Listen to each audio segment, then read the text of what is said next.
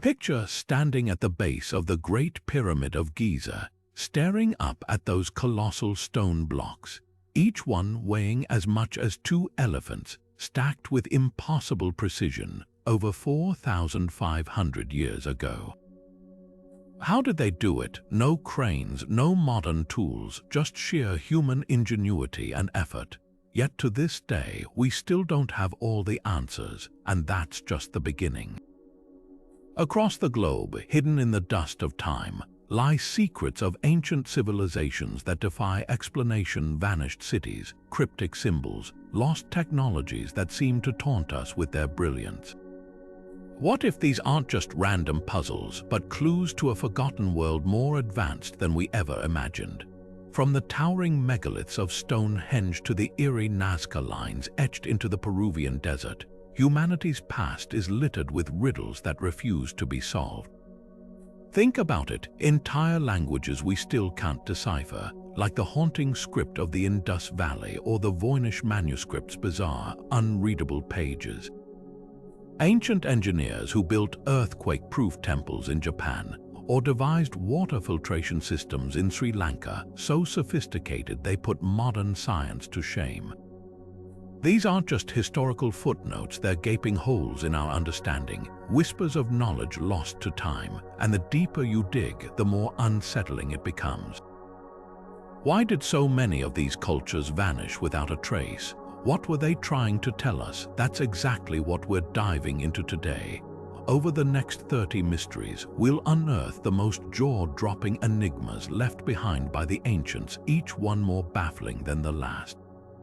We'll explore underwater ruins that hint at sunken cities, like the Yonaguni Monument off Japan's coast, and the Antikythera Mechanism, a 2,000-year-old computer that shouldn't exist.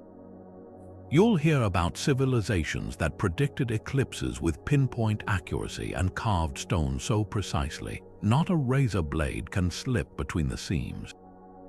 This isn't just a history lesson, it's a detective story, and you're part of the team. So buckle up. By the end, you might just question everything you thought you knew about the past. The Great Pyramid of Giza stands as the last remaining wonder of the ancient world, a monument so precisely engineered that even today we struggle to replicate its perfection. Cut from over 2 million stone blocks, some weighing up to 80 tons, each piece fits together with gaps less than a millimeter wide, a level of craftsmanship that would challenge modern builders with laser-guided tools. Yet, according to mainstream archaeology, this was achieved over 4,500 years ago using nothing more than copper chisels, wooden sleds, and sheer manpower. But here's where things get strange. No construction plans, no engineering blueprints, not even a single hieroglyph explaining how the pyramids were built have ever been found. The lack of evidence has fueled wild theories, from hidden inner ramps spiraling inside the structure to anti-gravity devices supposedly used to levitate the massive stones. Some researchers point to the pyramids' near-perfect alignment with true north, a feat requiring knowledge of advanced astronomy, while others highlight the eerie mathematical precision. Its dimensions encode the Earth's circumference and the speed of light. Coincidence or intentional design? Then there's the mystery of the workforce. Herodotus claimed 100,000 slaves toiled for 20 years, but modern excavations suggest a smaller, skilled crew lived well-fed near the site. Did they possess forgotten techniques like sound vibration or water-assisted lifting, lost to history after the pyramid's completion? Even more puzzling, why does no other Egyptian structure before or after match the Great Pyramid's precision? It's as if the knowledge appeared, was used once, then vanished without a trace. Perhaps the most haunting question isn't how they built it, but why. Was it merely a tomb, as textbooks claim, or something far more profound? The pyramid's chambers resonate at frequencies that affect human brainwaves, its shafts align with celestial events, and its very shape seems to harness energy. Whether you believe it was the work of pharaohs or a lost civilization, one thing's certain: this isn't just a pile of rocks, it's a message in stone daring us to decode its secrets. And after centuries of study, we've barely scratched the surface. Rising from the English countryside like a giant's forgotten puzzle, Stonehenge has baffled generations with its silent, looming questions. Who dragged these 25-ton bluestones over 250 kilometers from Wales? How did Neolithic people without wheels or pack animals haul them upright and cap them with equally massive lintels? And most haunting of all, why? The theories are as varied as the seasons the monument itself seems to track. Some argue it was a celestial calculator, its heel stone framing the summer solstice sunrise with eerie precision, while others believe it pulsed as a healing shrine, its imported bluestones radiating mysterious energy. But Stonehenge's secrets multiply when you dig deeper.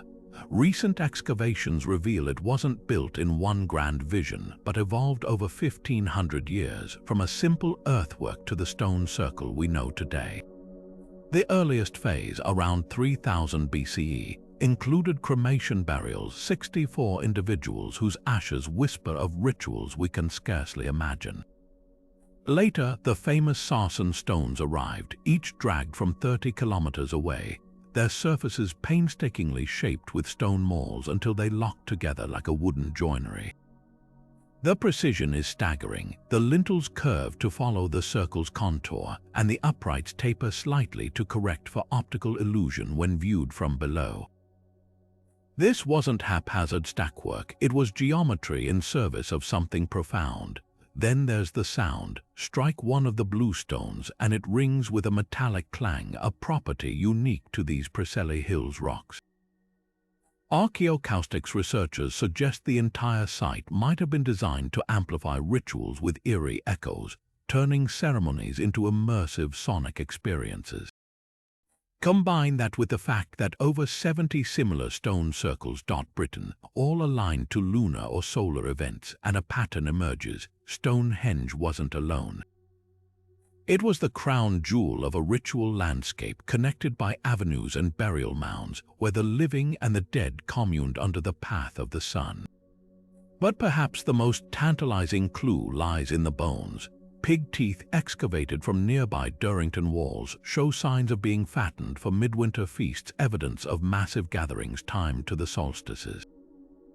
Was Stonehenge the stage for a primal theater of light and shadow, where the rebirth of the sun was celebrated with drumming, chanting, and sacrifice? Or was it something darker, the discovery of a skeleton with arrow wounds, dubbed the boy with the amber necklace, hints at ritual violence? Every answer uncovers new questions, leaving us to wonder if we'll ever truly hear the whispers of those who built it. One thing's certain, this was never just a calendar.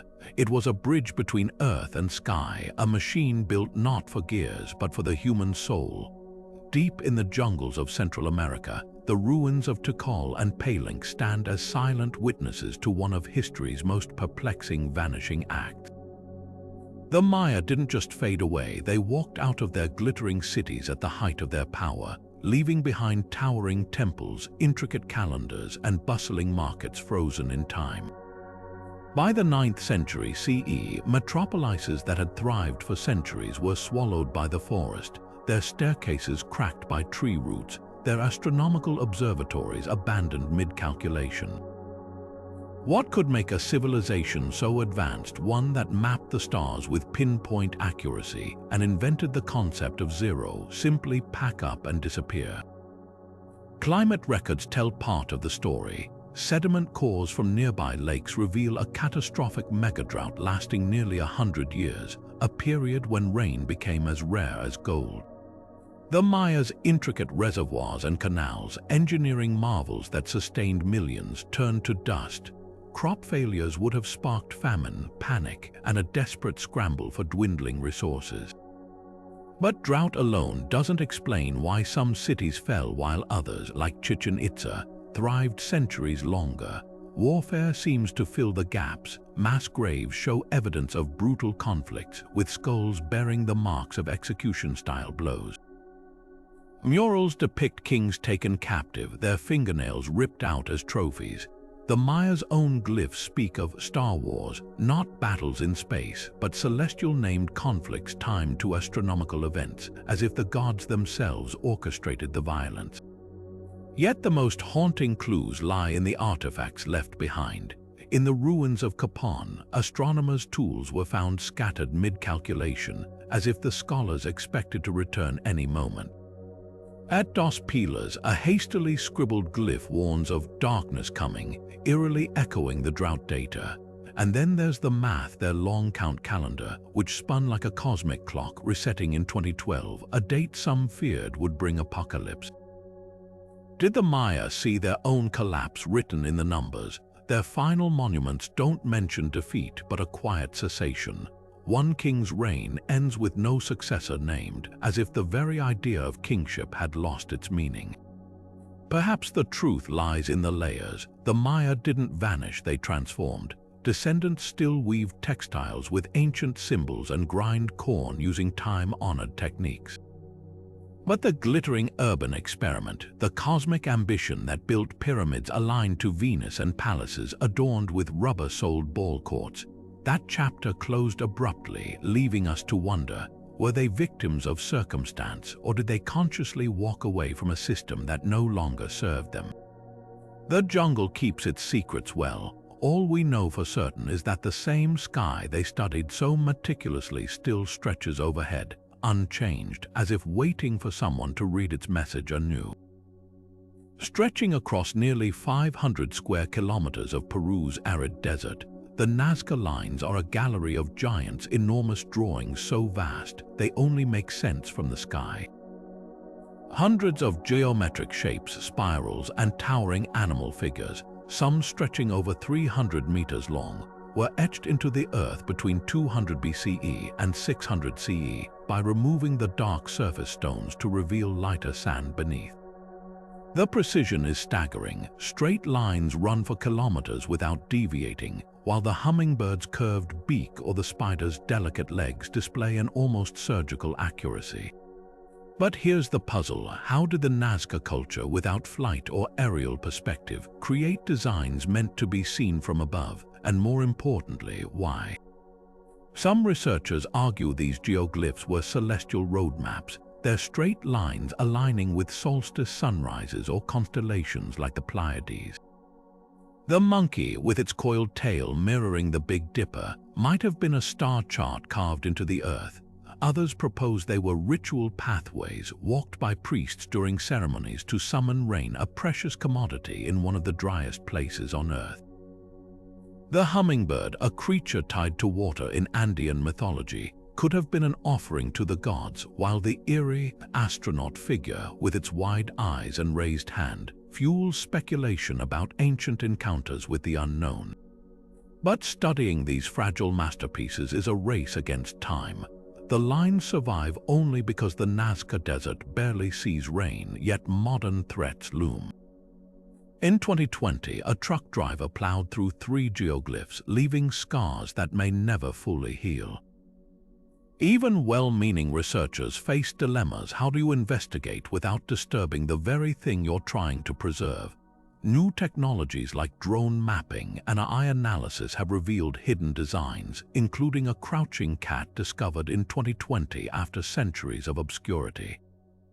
Each discovery deepens the mystery. A 57-meter-long whale etched miles inland, a killer whale with spiral eyes linked to creation myths, and a bizarre humanoid figure with 2 faces, dubbed the Hatun Nyan. The most haunting theory comes from the Nazca themselves. Their pottery often depicts balloon-like objects, leading some to wonder if they pioneered early flight using woven balloons to inspect their work. Experiments in the 1970s proved hot air balloons made from period materials could stay aloft, but no definitive evidence has surfaced. Perhaps the truth lies in a combination of purposes: part observatory, part temple, part message to the heavens. One thing's certain, these aren't random scratches. They're a language without a key, a prayer written in earth and stone, waiting for someone or something to read them.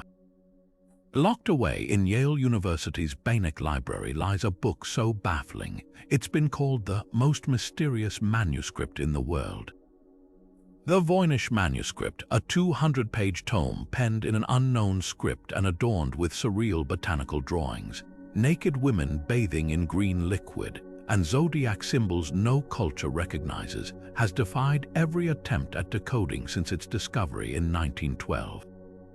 Carbon dated to the early 15th century, its vellum pages crackle with secrets, hundreds of lines of looping, alien text that not even wartime codebreakers or modern AI algorithms have been able to crack.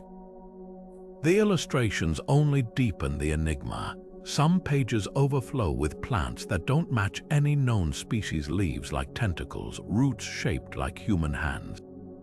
Others show intricate astronomical charts with crescent moons connected by tubes, or so-called biological sections where female figures float in interconnected vessels of emerald fluid.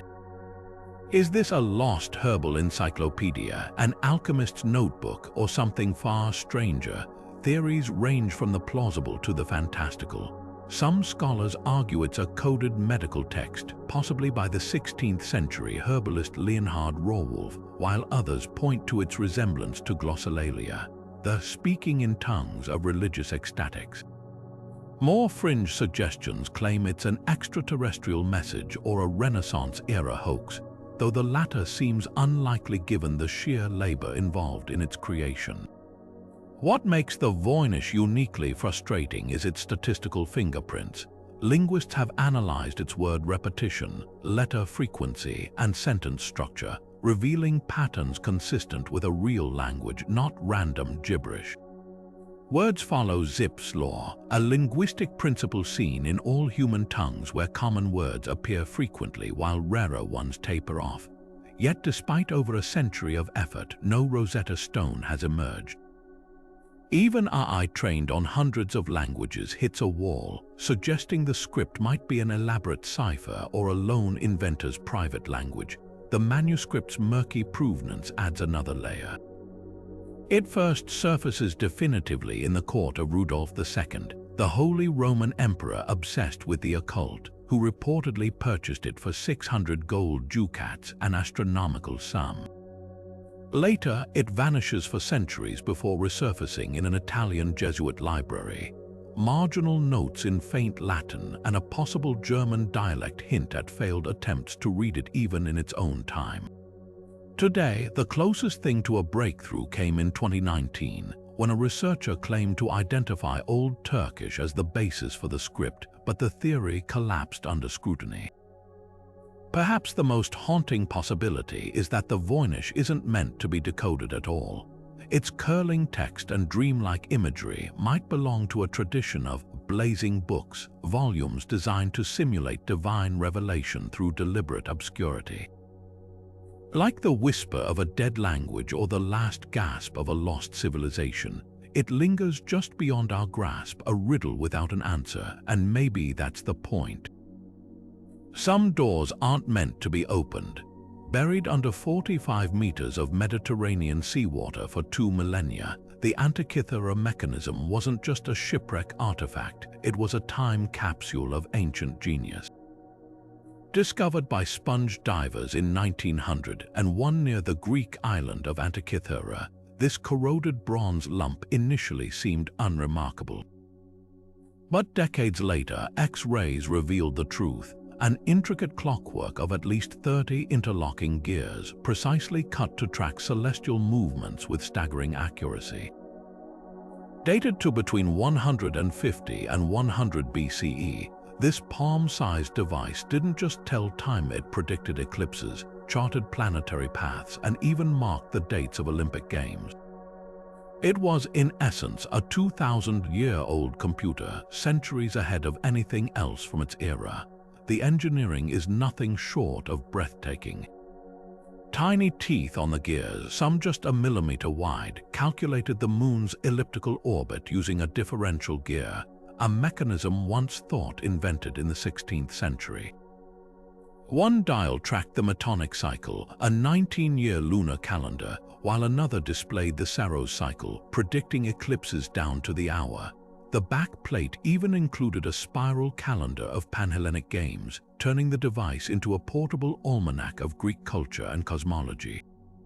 But here's what sends chills down historians' spines. No writings from antiquity mention anything like it. Not a single reference in the works of Archimedes, Cicero, or Ptolemy hints at such technology. It's as if we've found a smartphone in Leonardo da Vinci's workshop with no explanation of how it got there. Who built it? The leading theory points to the island of Rhodes, home to famed astronomers like Hipparchus and a tradition of complex clockwork. Rhodian inscriptions found among the shipwreck's cargo suggest the mechanism might have been en route to Rome, perhaps as a luxury item for a wealthy patron. But the real shock is how much knowledge was lost.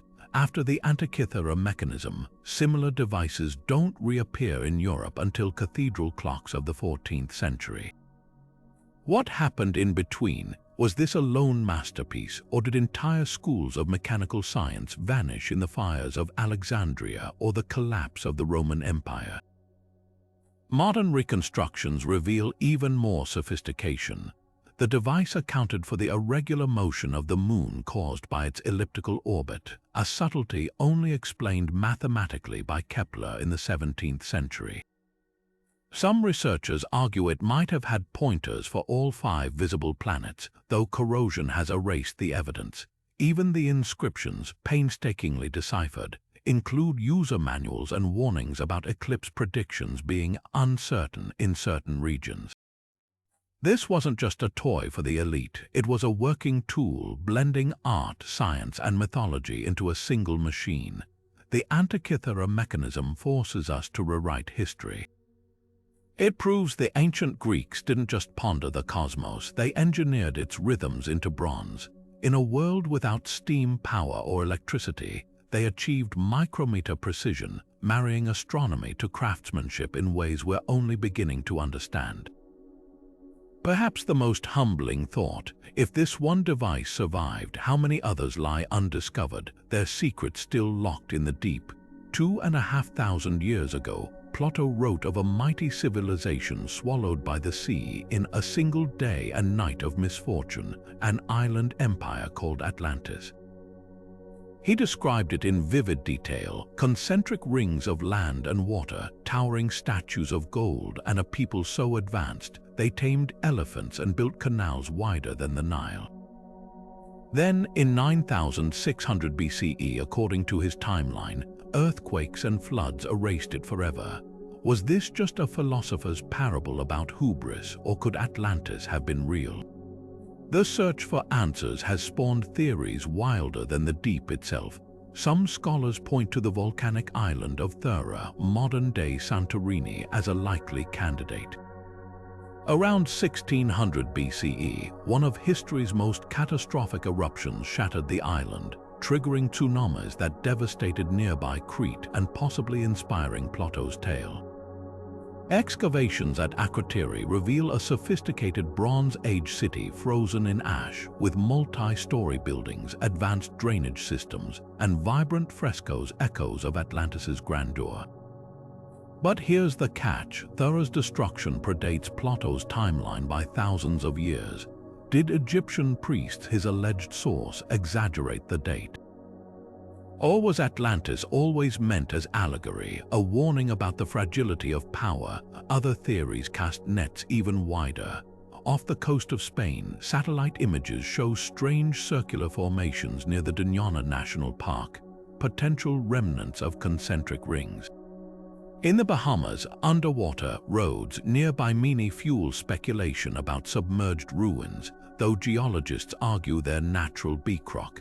More tantalizing is the Richat structure in Mauritania, a giant bullseye in the Sahara that matches Plato's description of alternating land and water rings. Could shifting sands have buried Atlantis not under ocean but under desert? The truth may lie in the nature of myth itself. Civilizations from the Aztecs to the Hopi tell of great floods purging arrogant cultures. The biblical Sodom, the Sumerian Dilmun, perhaps Atlantis isn't one place, but a shared memory of catastrophe. Every few years, new sonar scans promise proof. only to dissolve upon closer inspection. Maybe that's the point. Atlantis endures not as a lost city, but as a mirror. We see in it our awe of the ancients, our fear of collapse, and the eternal hope that somewhere under the waves, greatness waits to be rediscovered. In a quiet corner of Baghdad's National Museum sits a cluster of unassuming clay jars, each about the size of a grapefruit, that could rewrite the history of technology. Discovered in the 1930s near Qujat Rabu, these 2,000-year-old artifacts, dubbed the Baghdad Batteries, consist of a clay vessel, a copper cylinder, and an iron rod, all sealed with asphalt. Fill one with vinegar or grape juice and something extraordinary happens. It generates a faint electrical current around 1 volt. The implications are staggering. Centuries before Volta invented the modern battery in 1800, did the Parthians or Sasanians stumble upon electrochemistry by accident? The most compelling theory suggests these vessels were used for electroplating, coating objects with thin layers of gold or silver using electricity. Ancient Mesopotamians were master gilders, and tests show the batteries could produce enough current to plate a small ring or statue over days of steady use. But here's the catch: no electroplated artifacts from this period have ever been found. Skeptics argue the jars might have held sacred scrolls, their metal components merely decorative, or served as storage for perishable goods like wine, with the asphalt acting as a seal. Yet the design is suspiciously precise. The iron and copper, separated by an electrolyte, mirror the basic principles of a galvanic cell. Perhaps the most haunting question isn't how they worked, but why the knowledge vanished. Unlike the Antikythera Mechanism, these weren't complex machines, just clay, metal, and vinegar. If they were batteries, why didn't the technology spread? One clue lies in their isolation. Found in a single cache with no written records, they might represent a dead-end experiment, a fleeting spark of insight lost to war or upheaval. Or maybe we've underestimated their purpose. Some researchers propose they were medical devices, used to deliver mild shocks for pain relief, akin to the electric fish therapies described by Greek physicians. The mystery deepens when you consider the context. Around the same time, Alexandrian inventors were building steam engines, and Chinese alchemists were probing magnetism. Was the Baghdad Battery part of a broader, forgotten wave of proto-scientific exploration? Replicas have proven it functions, but without a smoking gun, an artifact clearly plated using these cells, the debate rages on. For now, these humble jars remain a tantalizing what-if, whispering of a path not taken in humanity's dance with electricity. Standing in the windswept fields of Brittany, France, the Carnac stones don't just dot the landscape, they dominate it. Over 3,000 megaliths stretch across 4 kilometers, arranged in eerily precise rows like a giant's game of dominoes frozen mid-fall. Some stand as tall as a 2-story building, while others crouch low, their surfaces worn smooth by 6,000 years of rain and wind. But what's most haunting isn't their size or age, it's their silence. No carvings, no burial remains, not even a single artifact to explain why Neolithic people dragged these 100-ton giants into place. Were they temples under open sky, cosmic calendars, or something far more enigmatic? The most striking feature is the alignment. The stones don't just stand randomly, they form parallel rows, some running dead straight for nearly a kilometer. Archaeoastronomers have noted how key lines point to solstice sunrises and the major standstill of the moon, suggesting the site might have been a Neolithic observatory. One theory proposes the stones acted as a giant astronomical calculator, their shadows marking seasonal changes critical for planting and harvest. But here's the twist: not all rows align with celestial events.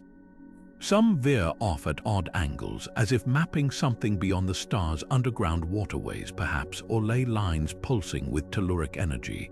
Then there's the sheer scale of labor involved. The largest stones, known as menhirs, would have required 500 people to move, using log rollers and rope made from twisted ivy. Why invest such effort? Some researchers argue the stones were territorial markers, dividing land between clans in a society where ownership was literally set in stone. Others see evidence of ritual processions, with the rows forming ceremonial pathways to burial mounds or sacred springs. Local legends add fuel to the mystery, claiming the stones are a Roman army turned to rock by Merlin, a poetic explanation, but one that ignores the fact they predate Rome by millennia. Modern technology has only deepened the puzzle. Ground-penetrating radar reveals that many stones continue underground, their bases shaped like tree roots, suggesting they were meant to stand for eternity. Even more intriguing, the site isn't alone. Carnac's patterns mirror smaller stone rows across Europe, from Britain's Dartmoor to Portugal's Almenda's cromlech, hinting at a shared cultural language lost to time. But Carnac dwarfs them all in ambition. Some stones were hauled from quarries 60 kilometers away, their transport a feat that would challenge modern engineers. Perhaps the most tantalizing clue lies in the outliers. A few miles from the main site stands the Giant of Manio, a 6-meter-tall sentinel covered in faint serpentine carvings. Nearby, a dolmen known as the Table des Marchand hides a carving of an axe, a symbol found as far away as Malta and Ireland. Was Carnac the heart of a pan-European cult, a pilgrimage site where distant tribes gathered under the watch of these stone giants? Or are we projecting our own hunger for meaning onto shapes whose purpose died with their builders? The wind still whistles between the rows, carrying no answers, just the weight of 6,000 years of silence. Buried in the shifting sands of China's Taklamakan Desert lie bodies that defy history's boundaries, mummies with flowing auburn hair, high cheekbones, and tartan-patterned woolens straight out of Bronze Age Europe. Known as the Tarim mummies, these astonishingly preserved remains date back as early as 1800 BCE, yet their features are unmistakably Caucasian. How did these individuals, who look as if they stepped from the Scottish Highlands, end up in the heart of Central Asia? The discovery has upended assumptions about ancient migration, proving that East and West were mingling millennia earlier than previously believed. The most famous of these mummies, the so-called Beauty of Lulan, was found wearing a felt hat and leather boots, her delicate eyelashes still intact after 4,000 years. Nearby, the Chechen man lay wrapped in a crimson woolen tunic, his face covered with a clay mask, a burial custom unseen elsewhere in China. But it's not just their appearance that stuns researchers. Their DNA tells a story of distant origins, linking them to populations from the Black Sea region and even Scandinavia. Their textiles, woven with advanced techniques, mirror those of ancient Celtic cultures, while the ephedra twigs placed in their graves hint at ritual practices shared with distant Persian cultures. The enigma deepens when you consider the artifacts buried with them. Wooden carvings of horses and chariots suggest a nomadic lifestyle, yet the Tarim Basin is one of the most inhospitable places on Earth, a salt-encrusted wasteland where temperatures swing from scorching to freezing. How did these travelers survive? Analysis of their graves reveals clues: cheese placed as offerings, kefir residue in leather bottles, and even remnants of a primitive form of pasta. This wasn't just survival, it was a thriving, adaptive culture blending technologies from East and West. Scholars are divided on how they got there. Some argue they were part of the Tocharian people, an Indo-European group later described in Chinese texts as towering, red-haired traders. Others propose they were remnants of the Afanasevo culture, migrants from Siberia who traversed the steppes in search of new grazing lands. The most tantalizing theory suggests they represent a lost branch of the Yamnaya, the nomadic herders who spread across Eurasia on horseback, carrying with them innovations like the wheel and metallurgy. What's undeniable is their impact. The Tarim mummies force us to rewrite the map of prehistoric exchange. Their presence proves the Silk Road wasn't the first conduit between East and West. These connections existed 2,000 years earlier, woven not by empires but by small groups of resilient wanderers.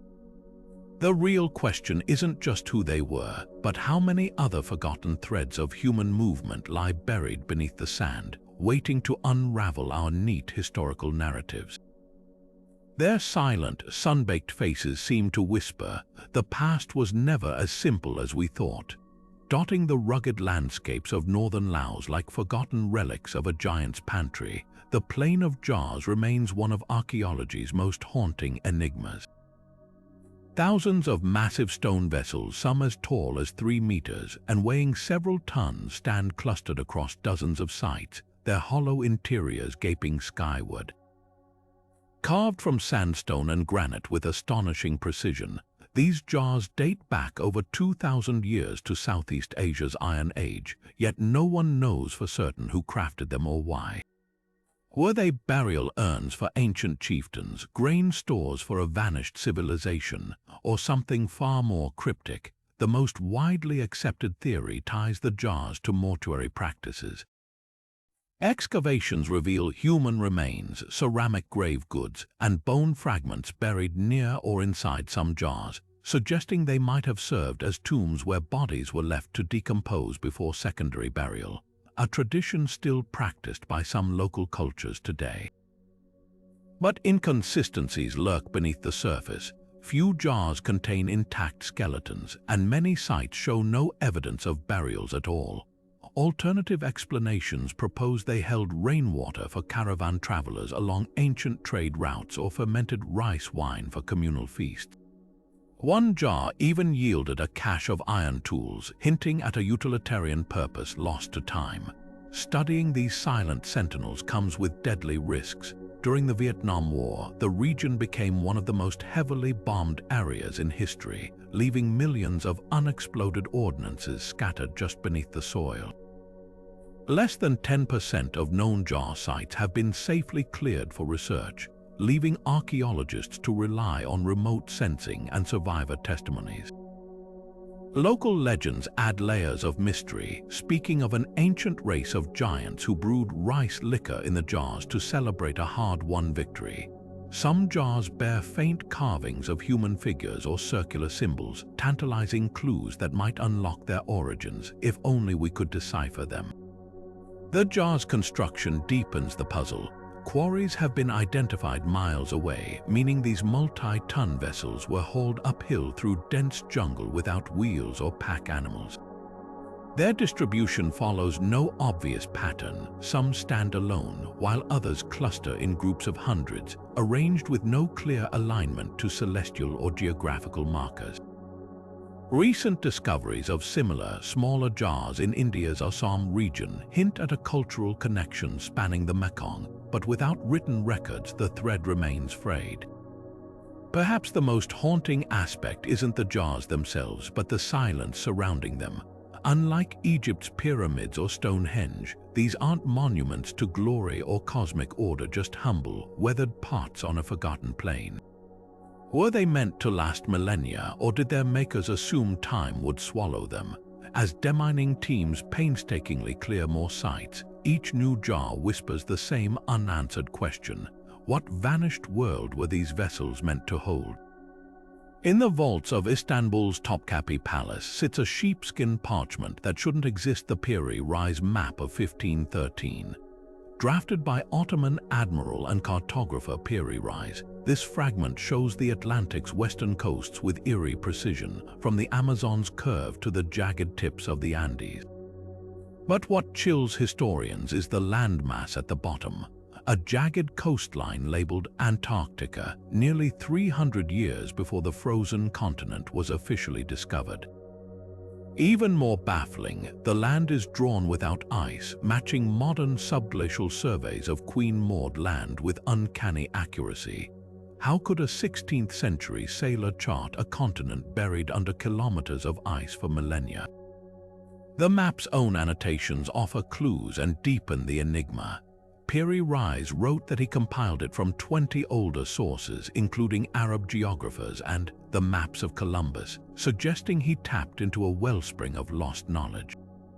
Some researchers point to ancient seafaring cultures like the Phoenicians, who may have circumnavigated Africa as early as 600 BCE. Could they have ventured further south, preserving coastal charts in Alexandria's library before its destruction?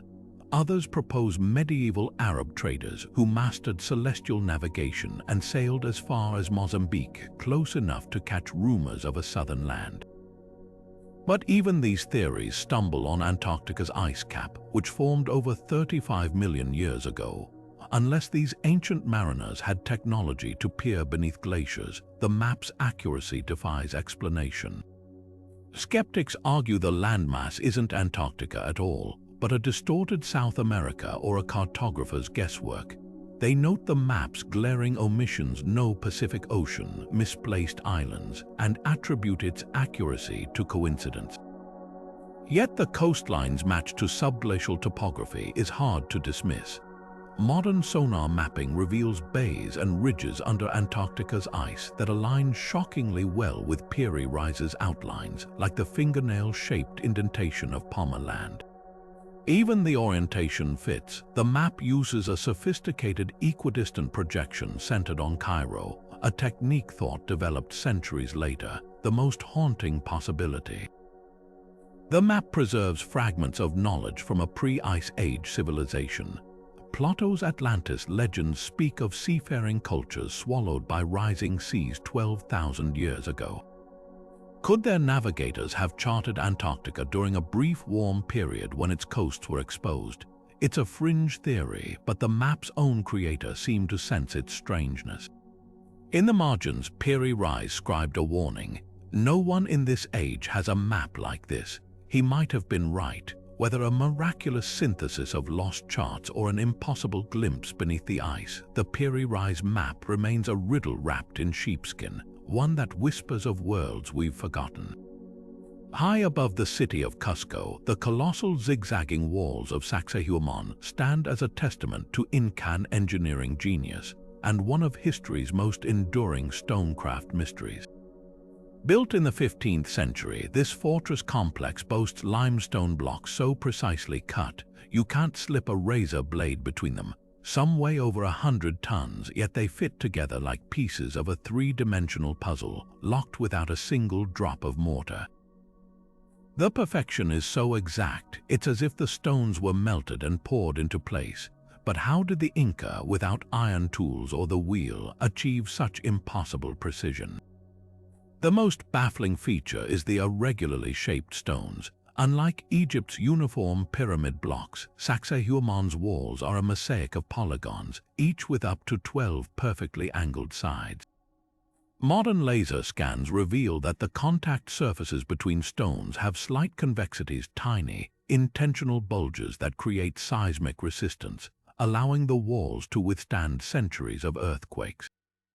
This wasn't just artistry, it was earthquake-proof architecture mastered 600 years ago. Spanish chroniclers claimed the Inca softened stone with a mythical plant juice, but no such substance has ever been found.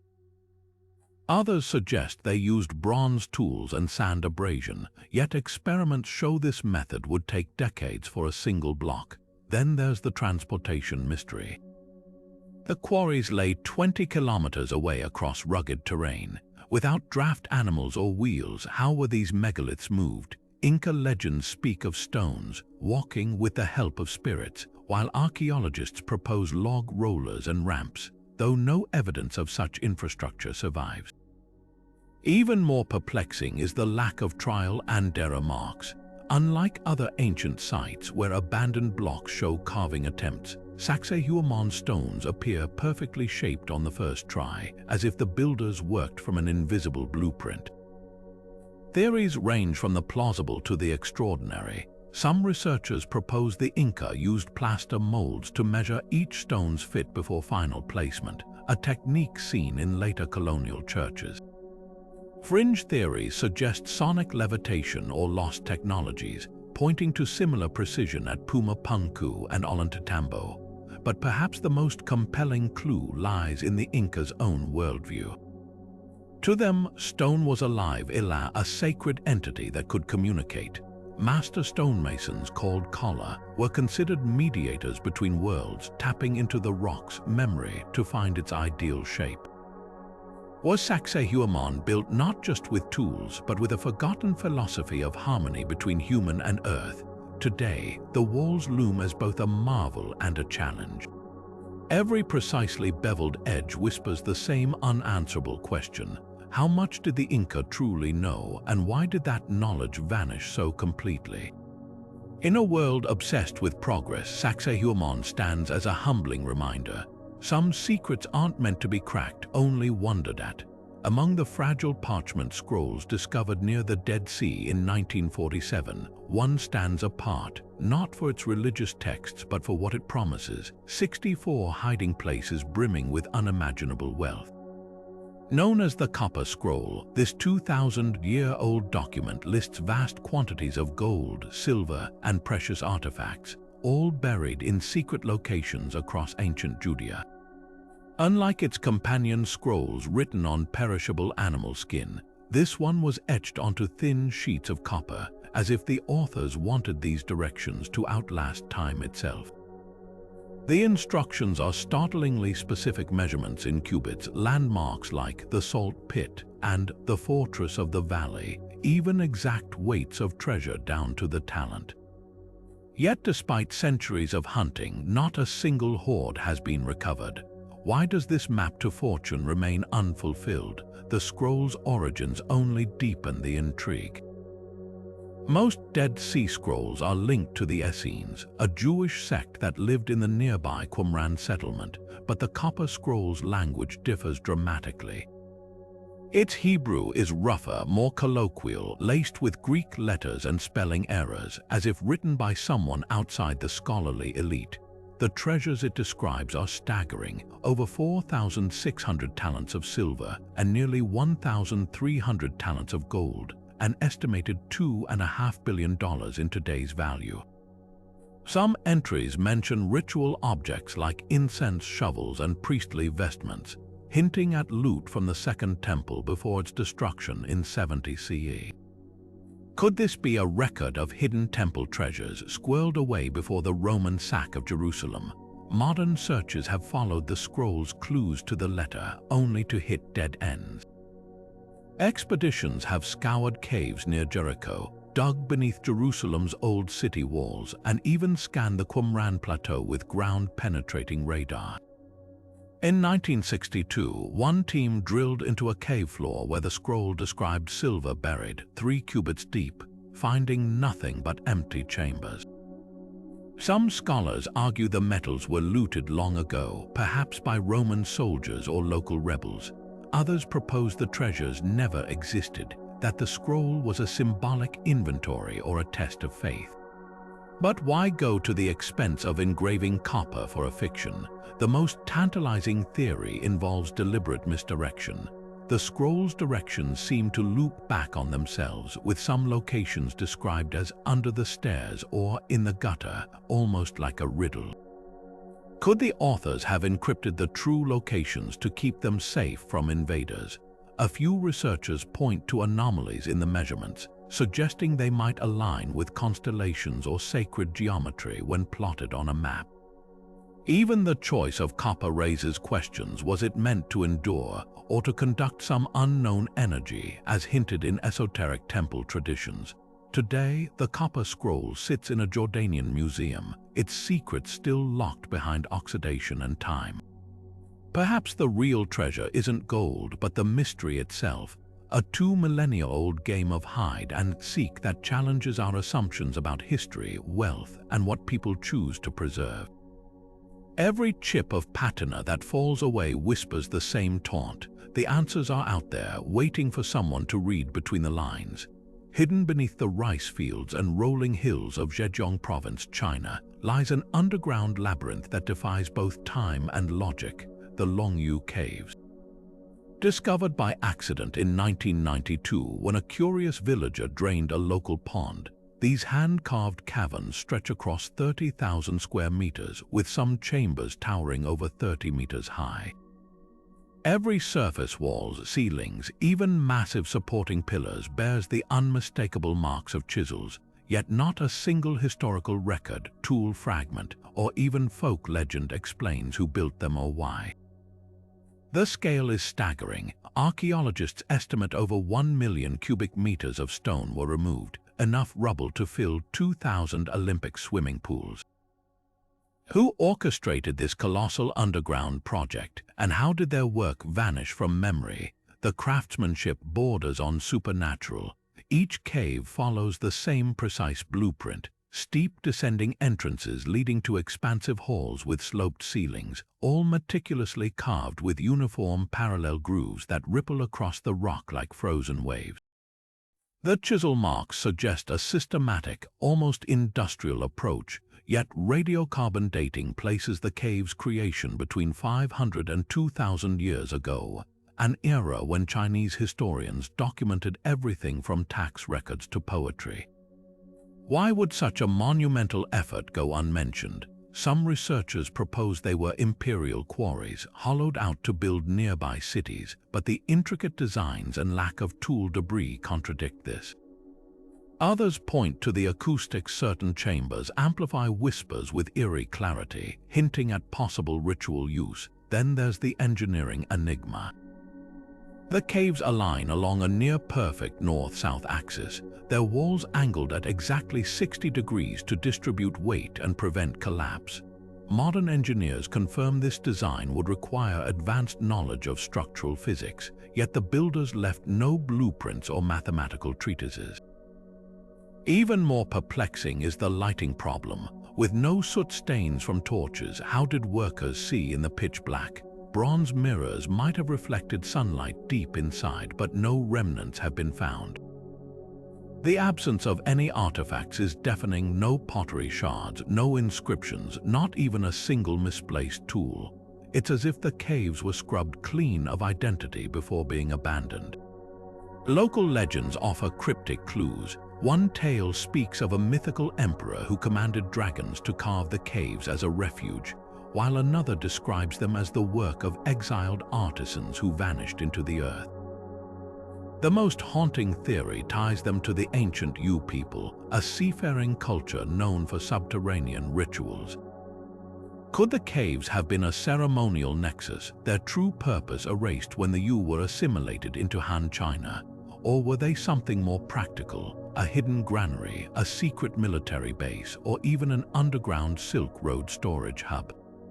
Today, the Longyu caves resist easy answers. Water seeping through the sandstone has preserved the grooves in pristine detail, as if the craftsmen stepped away yesterday. Standing in these echoing halls, you can almost hear the tap of chisels, a ghostly rhythm from a chapter of history we've somehow misplaced. Perhaps the greatest mystery isn't how they were built, but why a civilization capable of such precision would choose to bury its masterpiece, both in stone and in silence. High on the walls of Egypt's Dendera temple complex, a carving pulses with controversy, a serpent coiled inside an elongated bulb-like vessel, held aloft by a priest-like figure. To conventional archaeologists, it's just another depiction of a lotus flower birthing the sun god, a standard motif in Egyptian symbolism.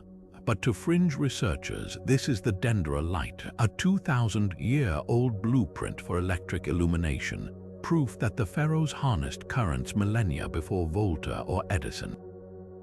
So which is it, sacred art or shockingly advanced tech? The debate hinges on details that refuse to stay in the shadows. First, the bulb itself. The object resembles a giant glass tube, its rounded end cradling a wavy serpent, interpreted by some as a filament while its base tapers into what could be a socket. A cable-like tendril connects it to a box held by a kneeling figure, while a two-armed god gestures as if adjusting controls. Proponents of the ancient electricity theory point to Baghdad Battery-like artifacts and texts describing high poles covered with copper plates to channel divine energy. They argue the serpent represents plasma discharge, the bulb's shape mirrors early Crookes tubes, and the whole scene mirrors an archaic power station. Even the temple's soot-free ceilings fuel speculation. How else did artists work in pitch-black chambers without staining the walls with torch residue? But mainstream Egyptologists dismantle this piece by piece.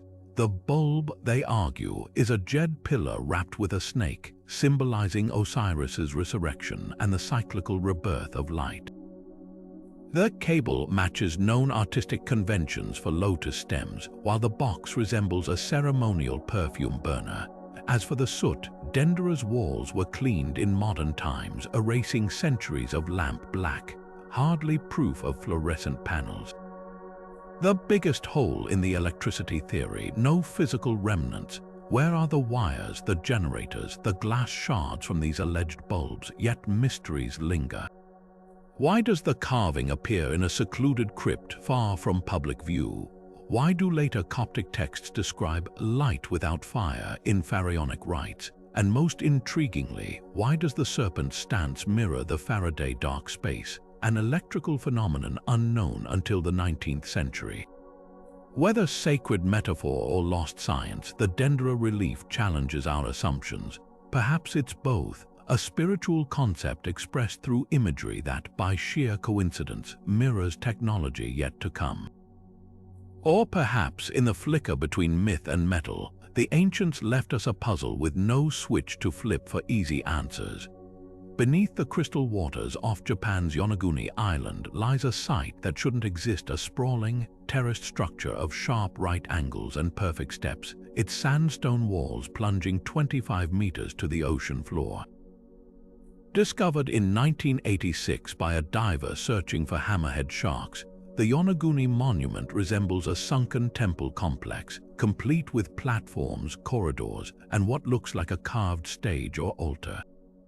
But here's the catch: mainstream geology insists it's entirely natural, a quirk of tectonic activity that fractured the rock into deceptively architectural forms.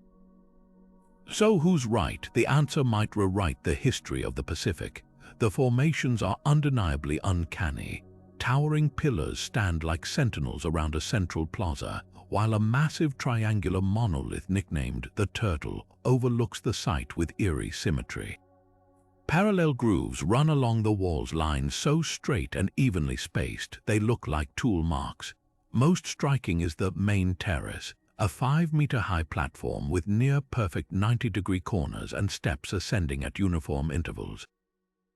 Marine geologists argue these features result from underwater erosion along natural fault lines, pointing to similar formations elsewhere in the region. But skeptics counter that nature rarely produces such precise geometry, especially not in concentrated clusters. Diving deeper into the debate, clues emerge on both sides. Proponents of human construction highlight the 2 round holes drilled into the rock, each 60 centimeters deep, a feature absent in natural formations. They also note the presence of what appear to be quarry marks and a humanoid face carved near the base, but the most compelling evidence might be off-site. Nearby, on dry land, stand the ruins of Okinawa's medieval Nakagusuku Castle, its stonework bearing an uncanny resemblance to Yonaguni's angles and platforms. Could the monument be part of a forgotten Ryukyu kingdom complex, submerged when sea levels rose after the last ice age? Opponents have equally valid points. Sandstone, the rock composing Yonaguni, fractures naturally into flat plains, often creating step-like formations. The entire area sits in an earthquake zone where seismic shifts could explain the clean breaks. As for the carvings, marine biologists demonstrate how ocean currents and burrowing organisms can sculpt surprisingly intricate patterns over millennia. Even the Turtle has a doppelganger, a nearly identical formation in Malta's natural cliffs, yet mysteries linger. Why does the monument align with magnetic north, a feature seen in man-made megaliths worldwide? And how do we explain the lack of debris, no scattered blocks or collapsed walls one would expect from a purely natural process? The most tantalizing clue comes from core samples.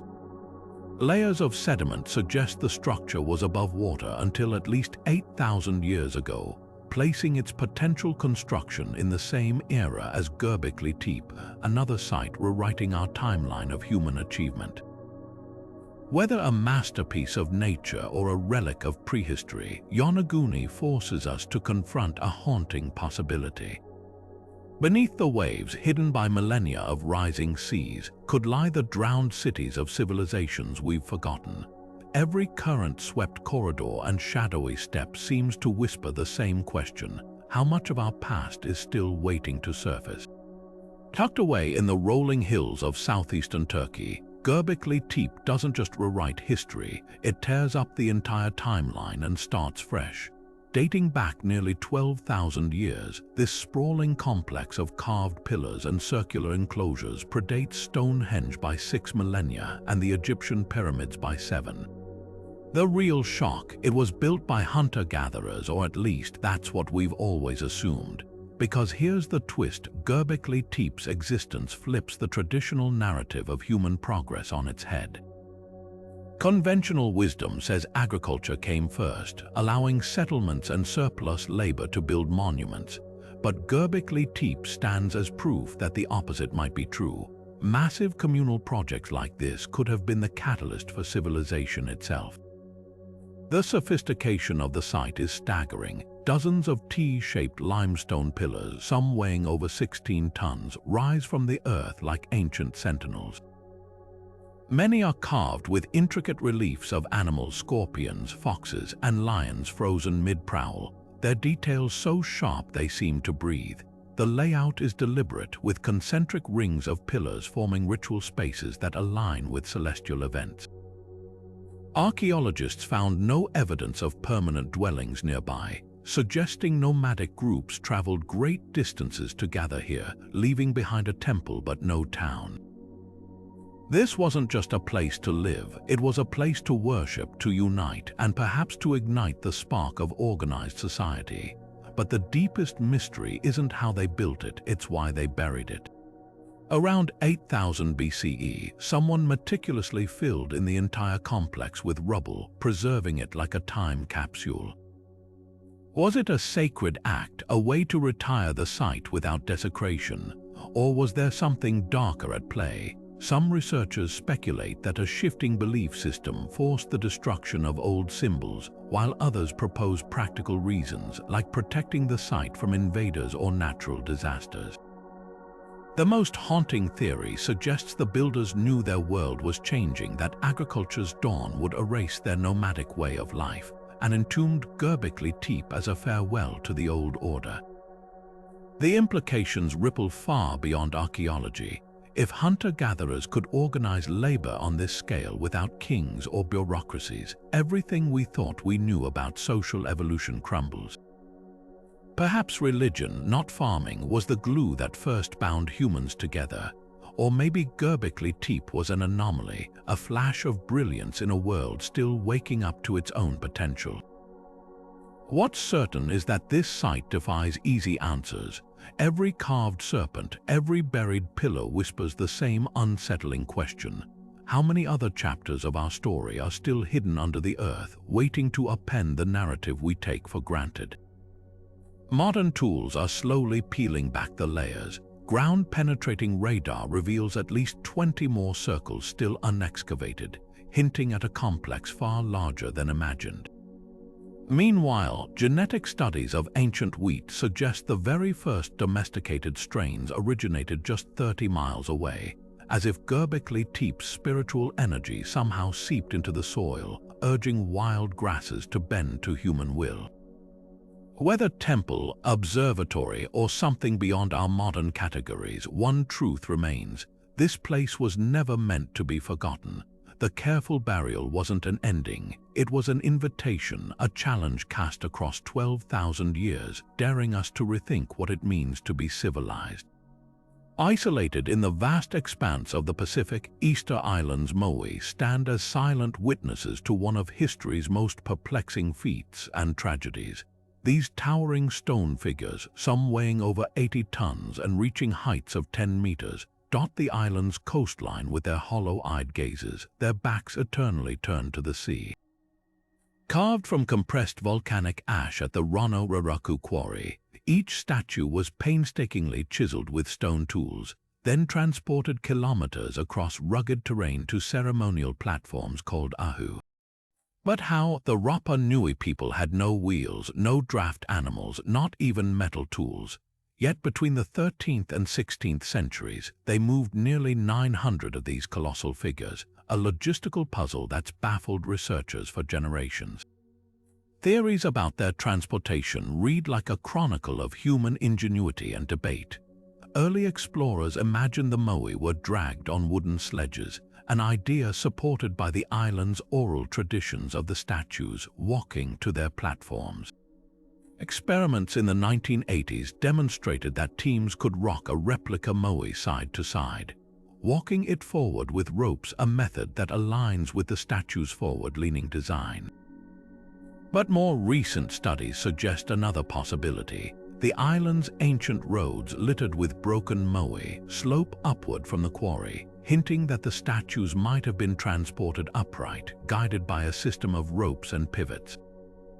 Others propose log rollers, though this theory falters when faced with the island's scarcity of large trees even before deforestation. The deeper mystery isn't just how they moved the Moai, but why the practice suddenly stopped. By the 18th century, when European ships first reached the island, the statues were toppled, their platforms abandoned. Traditional narratives blame ecological collapse. The Rapa Nui allegedly cut down every last palm tree to move statues, triggering soil erosion and famine. But newer evidence complicates this story. Pollen analysis shows the deforestation was gradual, spanning centuries, and coexisted with innovative farming techniques like rock gardens that boosted crop yields. Some researchers argue the real culprit was European contact, which brought slave raids and disease. Others point to internal strife. Oral histories speak of a broken spear society, where clans competing to build ever larger Moai exhausted resources in a spiral of one-upmanship. Perhaps the most haunting clue lies in the Moai themselves. Many unfinished statues remain embedded in the quarry, their faces staring blankly from the rock as if the carvers downed tools mid-stroke. Others were deliberately toppled, their necks broken in patterns suggesting ritual destruction rather than accidental collapse. The largest Moai ever attempted, nicknamed El Gigant, lies unfinished at 21 meters tall, a monument to ambition cut short. Were these acts of defiance against gods who failed to provide, or the last gasps of a society that poured its soul into stone only to watch its world crumble? Today, the Moai stand as both triumph and warning. Their creation speaks to the Rapa Nui's incredible engineering prowess, their collapse to the fragility of even the grandest civilizations. But the story isn't entirely bleak. Descendants still live on the island, reviving traditional carving techniques and ceremonies. The Moai, once toppled, are being re-erected, not as idols but as emblems of resilience. Their empty eye sockets seem to ask, what legacies will we leave, and what might they say about us when we're gone? Buried beneath the sands of modern-day Pakistan and northwest India lies a linguistic ghost, the cryptic symbols of the Indus Valley script, etched onto thousands of seals, tablets, and pottery fragments over 4,000 years ago. Unlike the hieroglyphs of Egypt or the cuneiform of Mesopotamia, this script remains stubbornly undeciphered, its elegant pictographs and geometric signs whispering secrets we still can't hear. The Harappans built one of the ancient world's most sophisticated urban cultures with grid-planned cities, advanced drainage systems, and trade networks stretching to Mesopotamia. Yet their language has vanished without a trace, leaving us to wonder, what stories, laws, or wisdom might these markings hold? The challenge begins with the script's elusive nature. Most inscriptions are frustratingly short, averaging just 5 symbols, and appear primarily on stamp seals used for trade, without a bilingual text like the Rosetta Stone, or even a lengthy passage to analyze patterns. Linguists are left grasping at shadows. Some researchers argue it's a true writing system encoding speech, while others contend it's merely a non-linguistic symbol system, like modern traffic signs or heraldic emblems. The symbols themselves range from simple fish and arrow shapes to complex abstractions, arranged in sequences that sometimes read right to left, other times left to right. This inconsistency has fueled debates. Could it be a mix of logographic and syllabic signs, or even an early form of proto-writing bridging pictograms and full language? Attempts to crack the code read like a thriller. In the 1960s, Soviet scholars claimed to link it to Dravidian languages, pointing to parallels with ancient Tamil. Decades later, computational analyzers using AI algorithms suggested the script shares statistical features with spoken languages, reinforcing the writing system theory. Yet controversies erupt over interpretation. One team's fish sign might be another's star, and without context, even the most promising breakthroughs stall. The script's isolation compounds the mystery. Unlike Mesopotamian cuneiform, which evolved over millennia, the Indus script appears fully formed around 2600 BCE, then vanishes with the civilization's decline around 1900 BCE, leaving no direct descendants. What's at stake isn't just translation, but understanding a civilization's soul. If decoded, these symbols could reveal how the Harappans governed their cities without obvious palaces or temples, why their art lacks depictions of warfare, or how they managed trade across such vast distances. A single lengthy inscription might confirm whether they worshipped deities akin to later Hindu gods, or if their society operated on principles utterly foreign to us. For now, the script remains a locked door. Every inch of a seal's surface, every curve of a potter's mark, seems to taunt us with possibilities. Were these merchants' inventories, royal decrees, or sacred incantations? The answer might rewrite history or remind us that some silences, no matter how technologically advanced we become, are meant to endure, stretching across the Bolivian Altiplano like the frayed threads of some ancient cosmic tapestry. The Sajama lines remain one of South America's most underrated enigmas. This sprawling web of over 16,000 perfectly straight paths, etched into the earth by pre-Columbian cultures, covers an astonishing 22,000 square kilometers, an area larger than New Jersey. Unlike the famous Nazca lines to the west, these aren't figurative drawings of spiders or monkeys, but relentless geometric precision. Lines radiating outward from sacred volcanoes, intersecting at ceremonial sites, or vanishing into the horizon with arrow-straight determination. Some stretch over 20 kilometers without deviating even a meter, as if drawn by some invisible ruler.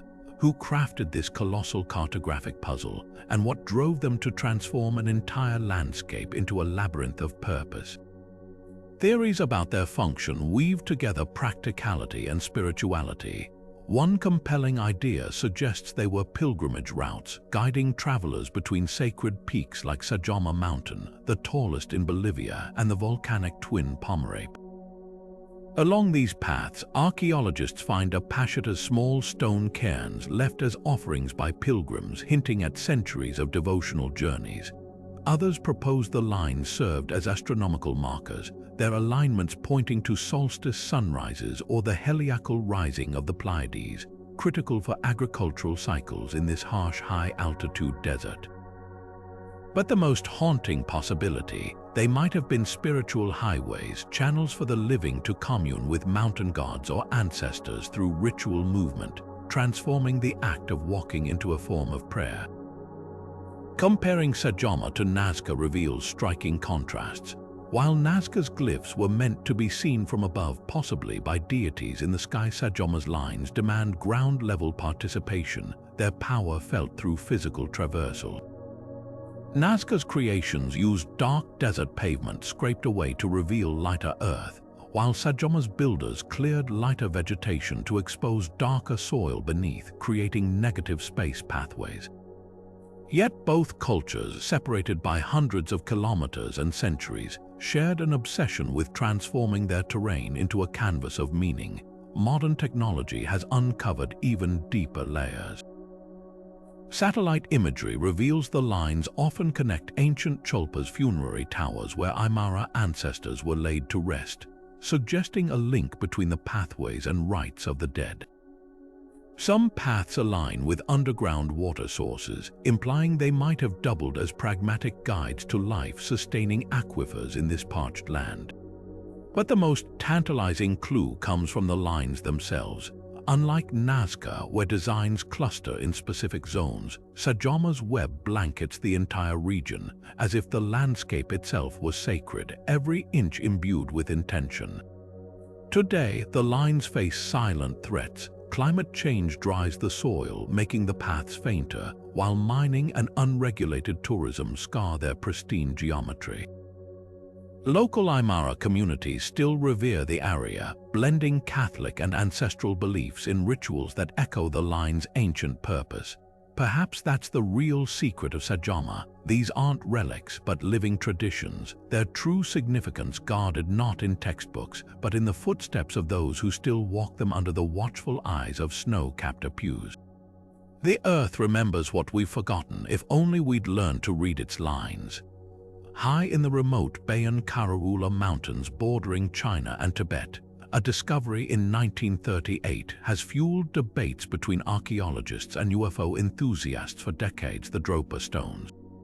These bizarre, flat stone discs, allegedly found in caves by Chinese archaeologist Kai Pu-te, are said to bear tiny hieroglyphic spirals unlike any known script.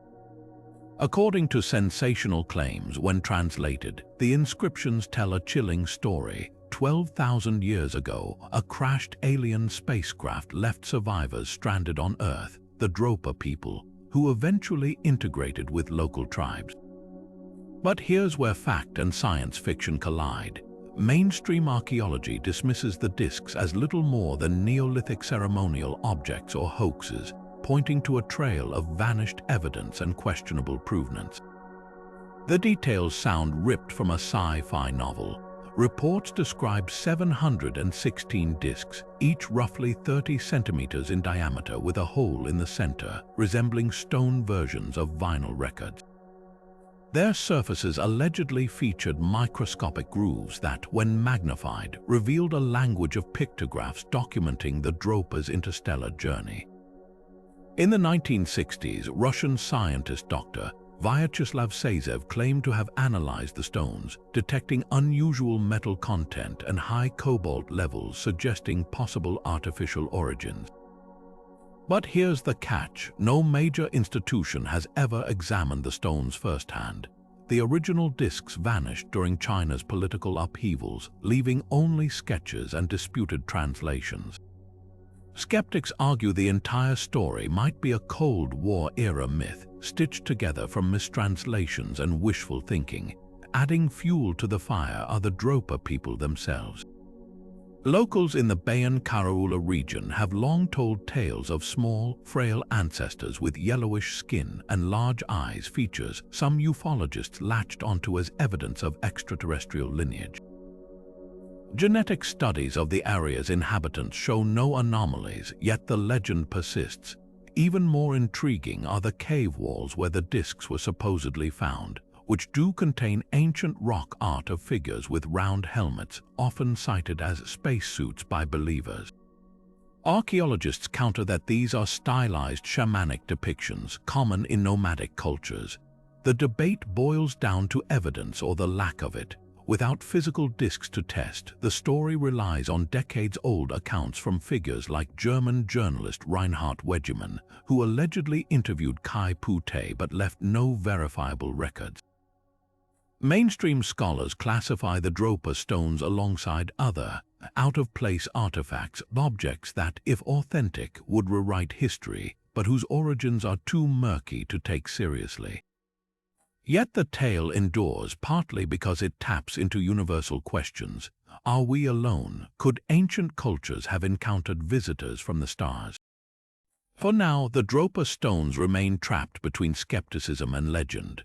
Whether an elaborate hoax, a misidentified relic, or something genuinely unexplained, their story forces us to confront how easily gaps in the historical record can be filled with our own cosmic hopes and fears.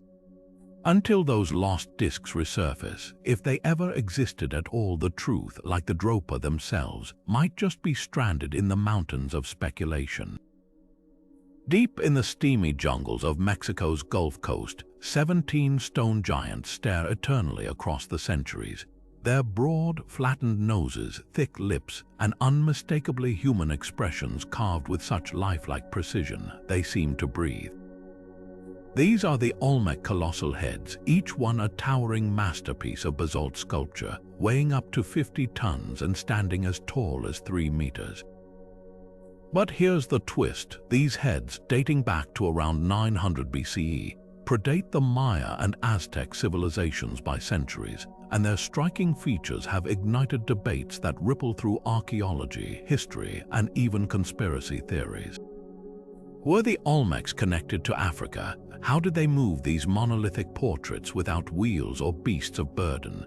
And why, in a culture that left behind no written records, did they choose to immortalize these faces in stone? The African resemblance is impossible to ignore. From the full, rounded cheeks to the distinctively broad facial structures, the heads bear an uncanny similarity to traditional sculptures from West Africa.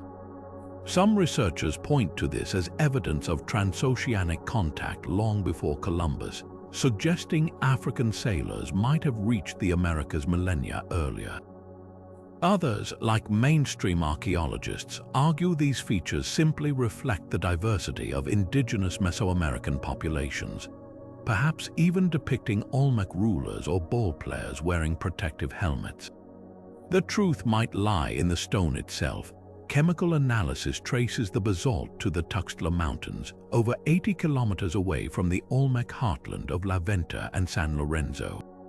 To transport these gargantuan blocks, the Olmecs likely used a combination of log rollers, rafts along rivers, and sheer manpower, orchestrating feats of engineering that would humble modern builders. Yet the real mystery isn't just how they moved the stones, it's why. Unlike later Mesoamerican cultures that erected pyramids to gods or kings, the Olmecs focused intensely on human representation. Each head is unique, adorned with intricate headgear that might signify rank or role, from simple caps to elaborate helmets resembling those worn in the Mesoamerican bowl game. Some theories suggest they commemorate defeated enemies, their features exaggerated to emphasize otherness. Others believe they honor revered leaders, their faces carved to project authority and immortality.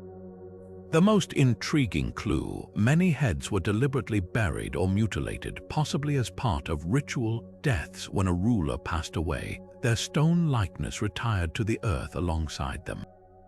But the Olmecs left more questions than answers. Why are there no surviving bodies to match these heads? Why did they abandon their cities so abruptly, leaving these silent sentinels behind? And what happened to the tools used to carve them? Not a single chisel or hammer has been found. The heads stand as both a triumph and a riddle, their stoic expressions guarding secrets of a civilization that paved the way for every great culture in Mesoamerica, then vanished into the jungle's embrace, leaving only stone faces to whisper their legacy. Today, the heads remain a magnet for speculation and wonder. Some see them as proof of lost global connections, others as a testament to the Olmecs' unparalleled artistry and ingenuity. But perhaps their greatest power lies in what they represent: humanity's timeless urge to carve its identity into the earth, to say, "We were here." In the end, the Olmecs didn't need writing. Their message is etched in 50 tons of stone at a time, staring back at us with the weight of history in their eyes.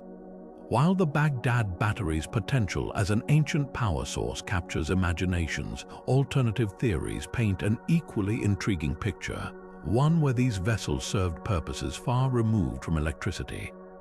Some scholars argue they might have held sacred scrolls, their copper cylinders acting as protective casings for religious texts wrapped around the iron rods.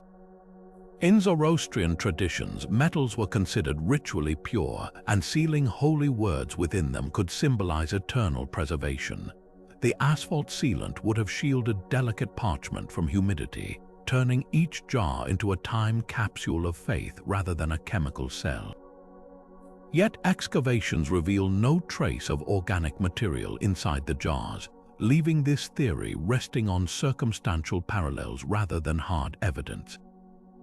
Another compelling angle casts the artifacts as high-status storage containers. The Parthians, known for their luxury trade in perfumes and medicinal unguents, might have used the copper-lined vessels to preserve volatile substances like frankincense or myrrh. Copper's antimicrobial properties would prevent spoilage, while the asphalt seal locked in aromatic compounds. Supporting this, similar vessels from the region have been found with resin residues, though none match the Baghdad jar's exact design. Skeptics counter that such expensive materials would be overkill for mere storage when clay pots sufficed for everyday use. Unless these held substances precious enough to justify extravagance, the theory remains incomplete. The most radical reinterpretation comes from archaeologist Elizabeth Stone, who suggests the jars were part of sympathetic magic rituals.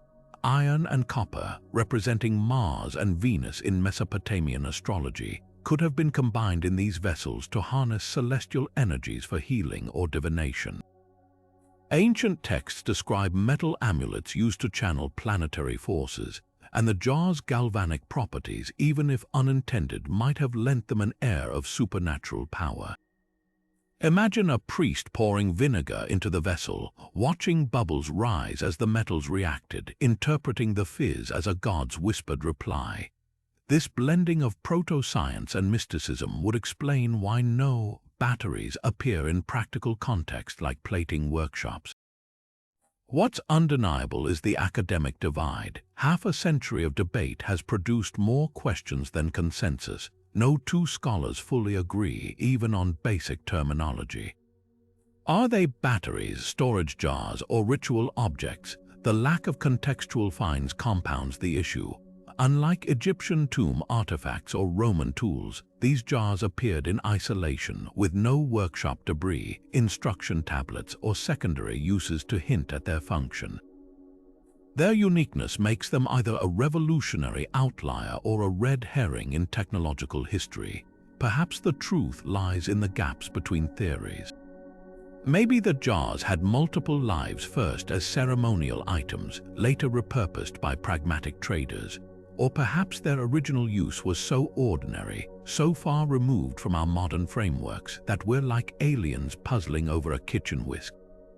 Until another cache emerges with clearer clues, the Baghdad batteries will keep sparking debates across the strange borderland where archaeology meets imagination.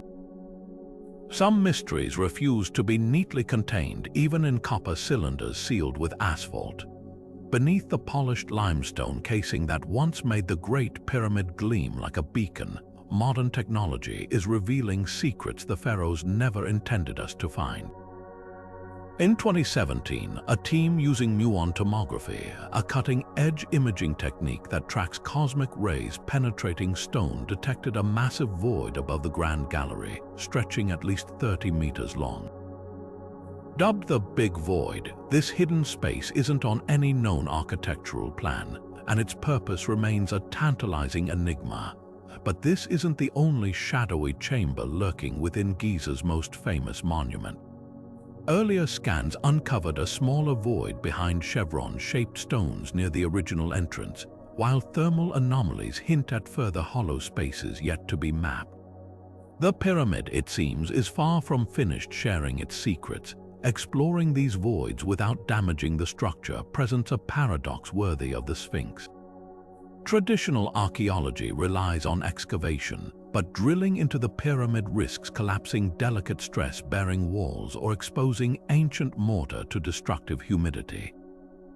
Even non-invasive methods have limits. Muon scans offer blurry outlines, not detailed blueprints, leaving researchers to guess whether they've found a structural gap, a sealed treasure chamber, or something far stranger.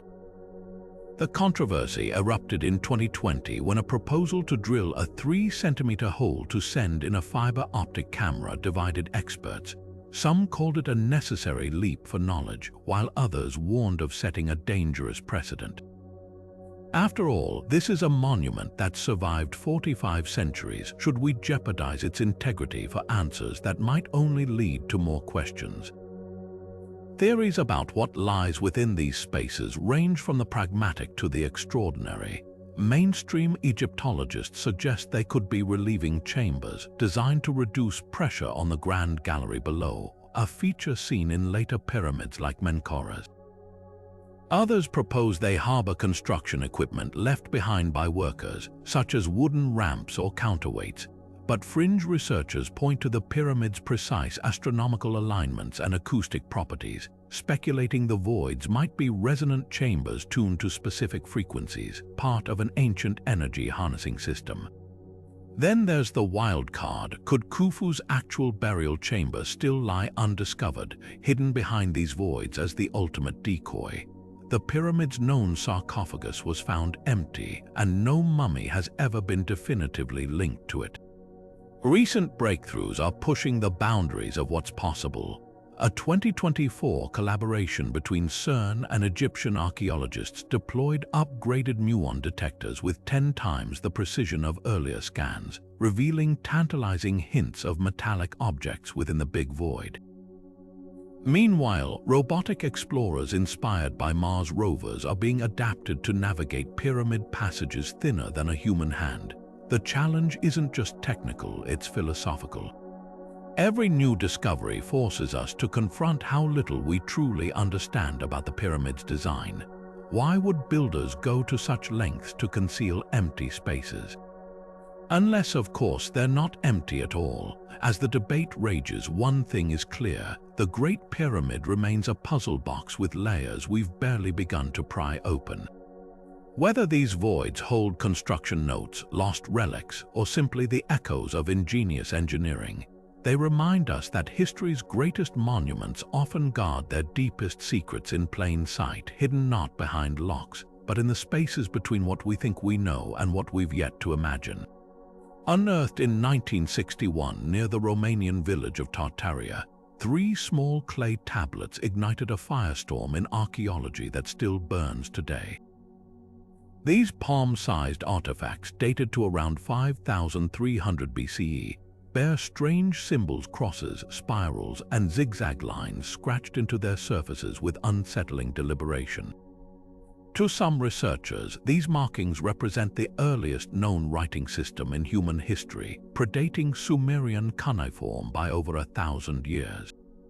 To others, they're nothing more than Neolithic doodles or an elaborate 20th century forgery. The battle over these unassuming relics isn't just academic, it's a fight over the very origins of civilization in Europe. What makes the Tartaria tablets so explosive is their context. Found among the burnt remains of a Vinca culture settlement, they were nestled beside charred bones in what appears to be a ritual pit. The Vinca were a sophisticated Neolithic people, master metalworkers who traded across the Balkans, but writing, that wasn't supposed to be part of their story. Yet the tablet symbols bear eerie resemblances to later scripts. The cross-in-circle motif mirrors Sumerian sun glyphs, while the sequences of lines recall proto-linear from Crete. Could the Vinca have developed a writing system independently, only for the knowledge to vanish in the mists of time? Skeptics pounce on glaring issues. Unlike Mesopotamian tablets, which show clear evolution from accounting marks to script, the Tartaria symbols appear fully formed with no precursor artifacts. Worse, the original excavation lacked proper documentation. The tablets were reportedly found by a construction crew, raising doubts about their true provenance. Radiocarbon dating only adds fuel to the debate. While the surrounding charcoal dates to the mid-5th millennium BCE, the tablets themselves can't be directly tested without destruction. Some scholars whisper that communist-era archaeologists, eager to prove Romania's historical significance, might have enhanced the finds, but the plot thickens when you zoom out. Over 1,000 Vinca sites across southeastern Europe have yielded similar symbols on pottery, figurines, and spindle walls, a vast symbolic corpus that some argue represents a proto-writing system. At the Serbian site of Vinča below Biardio, recurring sign clusters suggest standardized messaging like ownership marks or ritual codes. The absence of lengthy texts could simply mean perishable materials like wood or leather carried their real writing. The implications are seismic. If the Tartaria tablets are genuine, they rewrite the dawn of literacy, shifting its cradle from the Middle East to the Danube.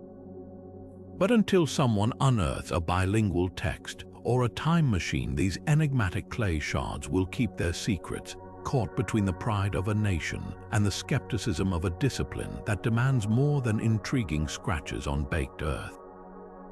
Deep in the jungles of Costa Rica's Diquis Delta, an ancient enigma sits half-buried in the mud, perfectly spherical stone balls, some as small as a grapefruit, others towering taller than a human, their surfaces so smooth they seem polished by celestial hand.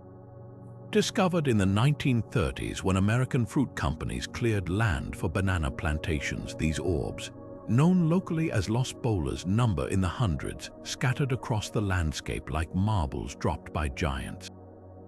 Carved from gabbro, limestone, or granodiorite, they date between 400 and 1500 CE, products of the mysterious Diquis people who left behind no written records to explain their purpose.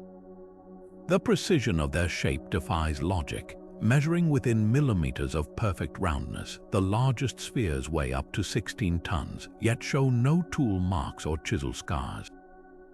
Archaeologists hypothesize the Diquis used a combination of controlled fracture techniques, heating and cooling the stone to create weak points before pecking away with smaller rocks. But the real magic came in the finishing. Months, perhaps years, of grinding the surface with abrasives like sand until the sphere could roll across flat terrain with barely a wobble. Why invest such labor? Theories range from the pragmatic to the symbolic. Some spheres align with astronomical events, their positions marking solstices or equinoxes like a prehistoric observatory. Others cluster near burial sites or house foundations, suggesting status symbols for elite families or territorial markers between villages. Then there's the spiritual angle. Indigenous Boruca descendants speak of the spheres as Tara's eggs, relics from a god who hurled them from the sky to teach humanity harmony. Their near-flawless shape might have represented celestial bodies, making them conduits between Earth and the cosmos. Spanish colonists recorded local legends claiming the balls contained gold, leading many to be dynamited in crazed treasure hunts, a tragic loss of cultural heritage that only deepened the mystery. Modern technology has peeled back some layers. LiDAR scans reveal hidden spheres still buried, while geochemical analysis traces their stone to quarries over 50 kilometers away. Yet the most haunting question remains unanswered. Why did the Diquis stop making them? By the time Europeans arrived, the practice had vanished, leaving only silent orbs behind. Unlike Egypt's pyramids or Stonehenge, these weren't monuments to power or cosmic order, just quiet stones rolled into place by hands we'll never know, for reasons we can only guess. Perhaps their true purpose wasn't to be solved, but to remind us that some cultures speak in shapes, not words. The spheres don't declare their meaning, they invite us to circle them, to ponder, much like the Diquis might have, what it means to carve perfection from chaos, only to leave it behind for the jungle to reclaim. In a dusty Peruvian village back in the 1960s, a local farmer named Basilio Ushuaia made an earth-shaking claim. He discovered thousands of ancient stones buried near Ica, each one intricately carved with scenes that defied everything we thought we knew about history. These weren't just any images, they depicted humans coexisting with dinosaurs, performing advanced surgeries, and gazing through telescopes at celestial bodies. If authentic, the Ica stones would rewrite the entire timeline of human civilization, suggesting that ancient cultures had knowledge of paleontology and technology millennia before modern science. But here's the catch, nearly every expert dismisses them as an elaborate hoax. So why do these enigmatic artifacts continue to spark heated debates decades later? The stones themselves range from fist size to boulders weighing over half a ton, all etched with precise, shallow engravings. Some show Triceratops and Stegosaurus rendered with startling anatomical accuracy, details like the correct number of toes or the orientation of bony plates that science only confirmed in the 20th century. Others portray humans using what appear to be magnifying glasses, flying machines, and even heart transplants. The sheer audacity of these images has made them catnip for alternative history enthusiasts. How, they ask, could a 20th century farmer with no formal education have known enough about dinosaur morphology or medical techniques to fabricate such details? Proponents argue the stones are relics of a lost civilization, perhaps survivors of Atlantis or visitors from another world, who preserved knowledge now lost to time. But the evidence against their authenticity is damning. Basilio Asciuglia himself admitted in a 1975 BBC interview that he'd carved the stones himself, using illustrations from textbooks and popular magazines as inspiration. He demonstrated his technique, showing how he aged the stones by baking them in cow dung and polishing the engravings with shoe polish. Radiocarbon dating of organic residues on some stones placed them firmly in the modern era, while the lack of any archaeological context, no strata, no associated artifacts, made their ancient origins impossible to verify. Even the accurate dinosaur depictions have flaws. Several images mix species from different geological periods or misinterpret features, like giving a Tyrannosaurus an incorrect posture. Yet the story doesn't end there. Some researchers point to anomalies that keep the debate alive. A few stones were reportedly found in undisturbed Inca-era burial sites by other collectors, predating Asciuglia's claims. X-ray diffraction analysis on a subset of stones revealed patina in the grooves consistent with centuries of weathering, suggesting at least some might be genuinely old. And then there's the cultural angle. Local legends speak of the Iletu, a pre-Inca people said to have recorded their history on stone tablets. Could Asciuglia have embellished a kernel of truth, adding sensational details to genuine antiquities to boost their value? The Ica stones sit at a crossroads between archaeology and mythology. They force us to confront uncomfortable questions about how history gets written and who gets to decide what counts as real. Whether clever fakes or misunderstood relics, their legacy endures precisely because they tap into our deepest curiosities. What if the past wasn't as primitive as we've been taught? What secrets might still lie buried, waiting for the right storyteller or the right fool to bring them into the light? For now, the stones remain a cautionary tale about the line between discovery and deception, their truth as layered as the Andes that hide them. High on the windswept plains of Bolivia's Altiplano, the ruins of Puma Punku don't just defy time, they seem to mock it. Scattered across the landscape like shattered puzzle pieces from some celestial workshop, these precision-cut stones bear edges so sharp, angles so exact, they look less like ancient masonry and more like components from a machine we've yet to understand. The Andean sun glints off surfaces smoother than glass, revealing grooves and drill holes that suggest technology far beyond the simple bronze tools of the Tiwanaku culture, to whom the site is traditionally attributed. How could a civilization that vanished over 1,000 years ago have achieved such mind-bending precision? And why does the very stone itself seem to whisper that we're missing a crucial chapter in humanity's story? The enigma begins with the stones themselves, massive blocks of red sandstone and andesite, some weighing over 100 tons, were cut with such geometric perfection that modern engineers struggle to replicate the results without diamond-tipped tools. Interlocking channels and notches suggest a modular construction system where each piece fit together like a three-dimensional jigsaw. The most baffling features are the H-shaped clamps. Once thought to hold the stones together, carved with such uniformity, they appear mass-produced. But here's the kicker: the andesite used is harder than granite, a material that would have reduced primitive chisels to dust after just a few strikes. Mainstream archaeologists propose that the Tiwanaku people used abrasives like quartz sand to grind the stone, combined with painstaking measurements. Yet even this explanation falters when confronted with the millimeter precision of the cuts, some so fine they resemble laser work. Theories about Puma Punku's origins swing between two extremes. Some researchers point to evidence of a catastrophic flood around 12,000 years ago, citing sediment layers and skeletal remains found in chaotic deposits. Could the ruins be fragments of a much older city, one swallowed by ancient deluges and later repurposed by the Tiwanaku? This idea gains traction from local Aymara legends, which speak of a time before the sun, when giants built impossible structures under the guidance of celestial teachers.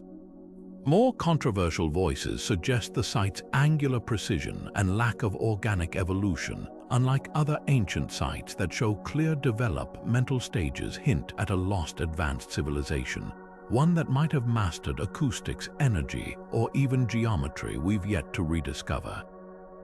But perhaps the most haunting clue lies in what's missing.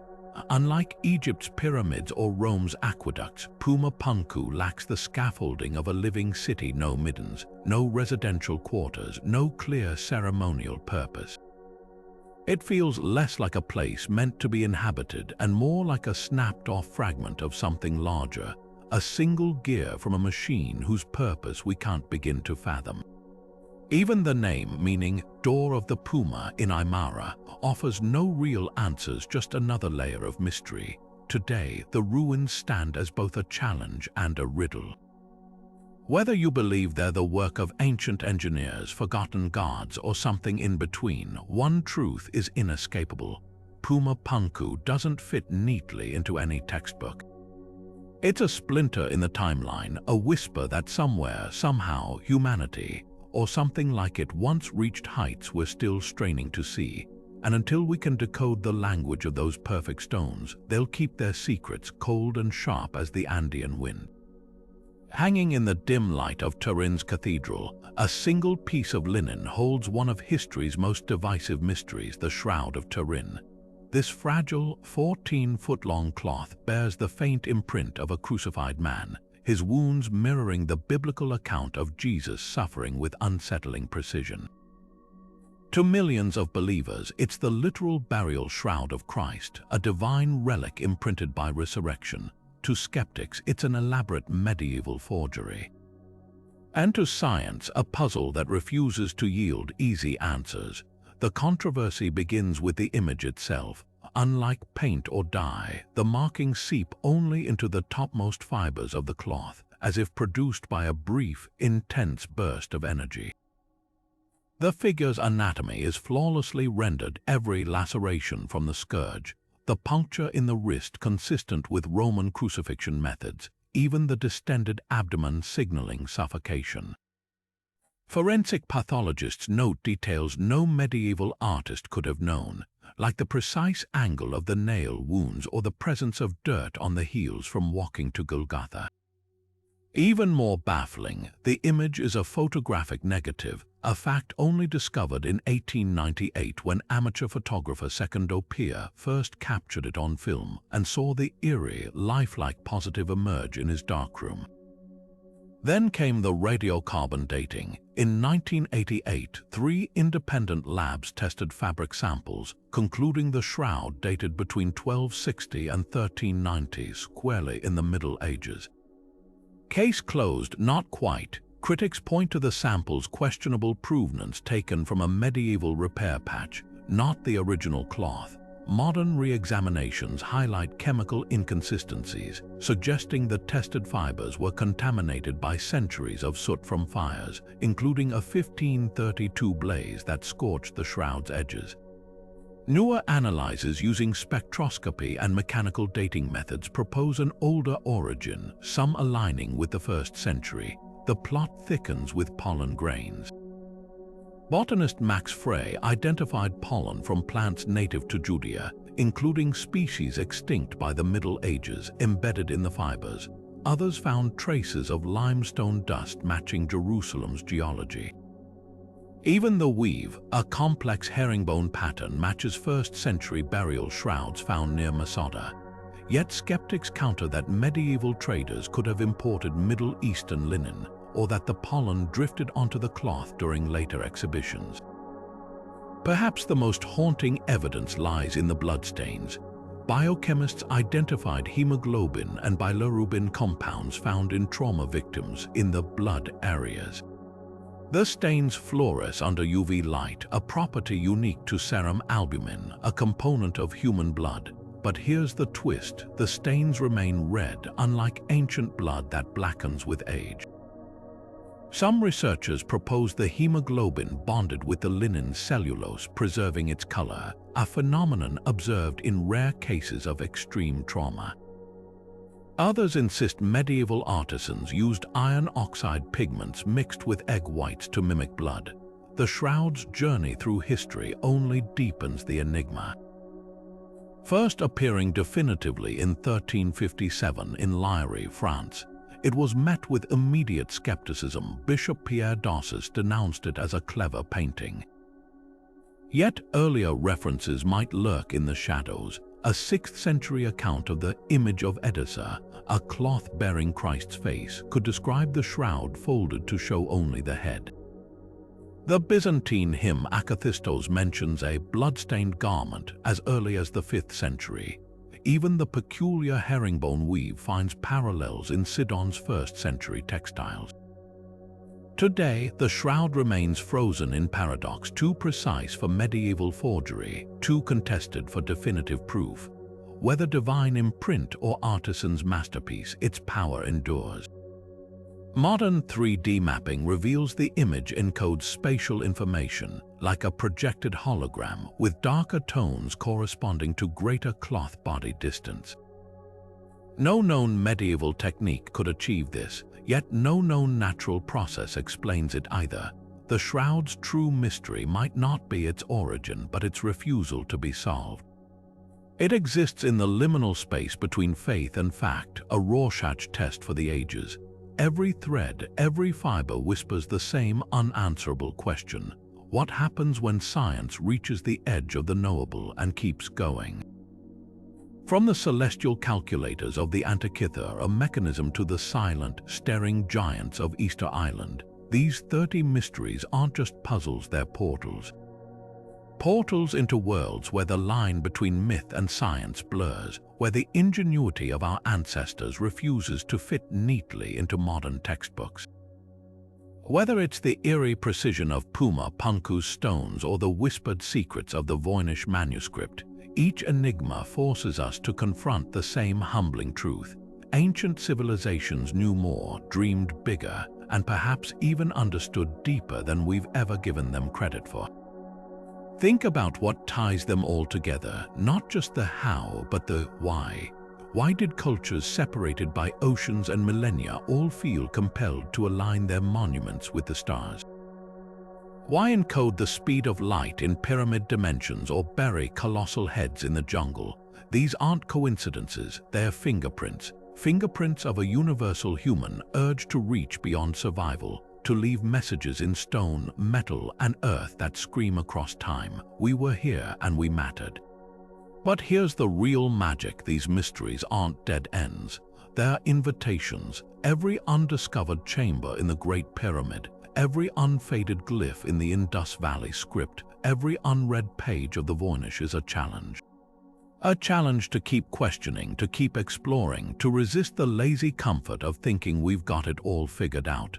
Because history isn't a locked door, it's a labyrinth, and we're still fumbling through the halls with flashlights, catching glimpses of something vast and extraordinary just beyond the beam.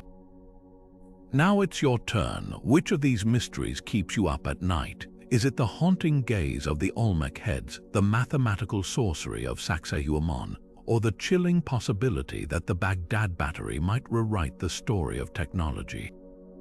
Drop your thoughts in the comments. Let's geek out over the fragments of the past that refuse to stay silent.